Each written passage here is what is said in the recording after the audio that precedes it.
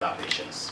And therefore, there is a fractured relationship between the scientists, the experts who knows these things, and we, the journalists, who work tight deadlines, need to deliver that story immediately, and do not have the patience to research, to wait, and therefore publish something that is credible. What we have discovered, though, is that where that relationship exists, and where that relationship is nurtured, then the journalism is better. And I say that because we journalists and the scientists, the doctors, the professionals, exist for the same reasons as far as the audiences, our members of the public are concerned. Our fidelity as journalists is always to our audiences. And when we serve them right, give them the right information, address the informational needs, then we serve them right. And we are doing what our profession calls of us.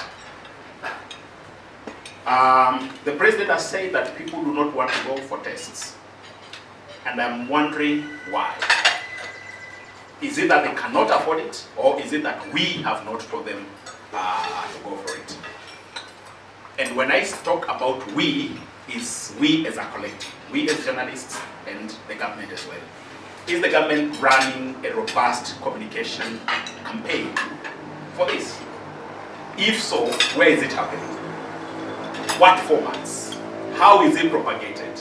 Is it sending the right information to the right people in the right shapes and formats? And most importantly, even in the right postures, because that will determine the uptake of that information. I remember we had a heated conversation about, for instance, earlier designs of campaigns against HIV, and what it took to steady the ship and say this is the direction we are going to take.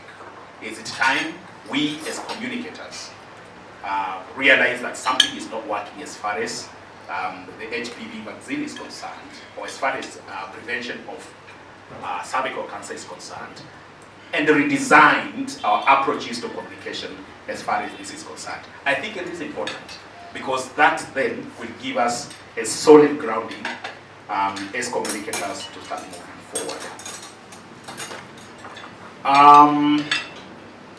People still have to pay for pap smear tests. They do. I asked around and I was told it's about between 5,000 and 10,000 shillings. And this is not covered by insurance. I don't know whether you paid out of pocket or you had to, or it was covered by your medical insurer. And then again, I don't know whether science can help us deal with this subject. Women complain that the tests are very invasive. And therefore, when we talk, and we've done quite a number of stories about this. Actually, I remember that one of the stories that we did about cervical cancer was to send a young reporter to go tested for this and then write her experience. And at first, she didn't want to do it. I could guide you to that story.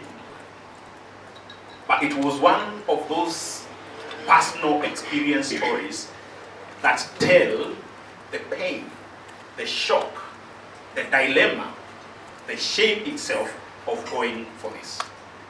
And then we ask ourselves, if this enlightened young journalist who has gone to school, who is a health and science reporter, does not want to go for this, or if when she goes, she feels this way, what would the average young girl feel who is targeted in these projects and programs? Who is the face, or should be the face, of the cervical cancer prevention projects? That story obviously enlightened us as journalists and editors regarding what people go through every day, and why there appears to be a disconnect between what are the desired outcomes, what people should be getting, and what eventually comes out. That perhaps could also explain the low uptake of the vaccine, or also the low uptake, the low prevalence, not prevalence, the low acquisition of pap smear tests. I asked two of my colleagues as I was preparing for this to tell me what they think about our coverage of cervical cancer and of health issues generally. And I asked them because specifically they have been awarded recently for their coverage of this matter. One of them is Angela Okech, who just, I think a week or so ago, received an award for quality, for journalism from the Quality Wellness Trust, I think.